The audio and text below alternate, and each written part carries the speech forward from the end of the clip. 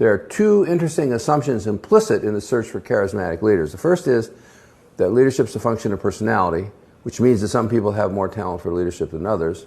And that assumption is well documented. The second assumption is that people with charisma have more talent for leadership than people without charisma, and this assumption is just false. Charisma degrades leadership for three reasons. First, narcissists and psychopaths specialize in seduction and manipulation, and they are really charming and fascinating. Narcissists and psychopaths are charismatic, they are attractive, and the data on the performance of narcissistic leaders is perfectly clear. They ruin organizations. They make commitments they can't keep, they overextend resources, and they underestimate how difficult it's going to be to implement their grandiose visions.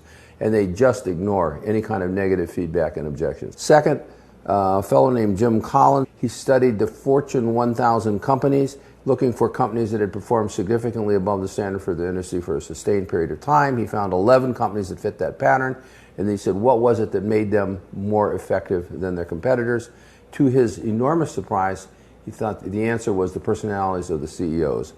There were 11 of these guys, all 11 of them, when you walked in the room, you couldn't tell who the CEO was because they were self-effacing, they were quiet, they were reserved, they were even shy. But beneath the surface, they were fiercely ambitious, tremendously competitive, utterly tenacious, but modest and humble. Third, in contrast with charismatic leaders, humble leaders admit their mistakes, they're willing to listen to feedback, they're willing to solicit input from knowledgeable subordinates, and this creates an environment of continuous improvement. Humility can be defined in terms of three behavioral tendencies. First, trying to see oneself accurately and listening to feedback from others in order to see oneself accurately. Second, appreciating the strengths and contributions of other people, understanding that they have something to contribute.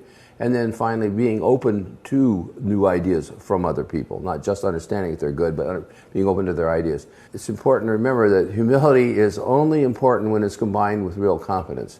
If you're humble and incompetent, people will see that in a hurry and think you're just weak.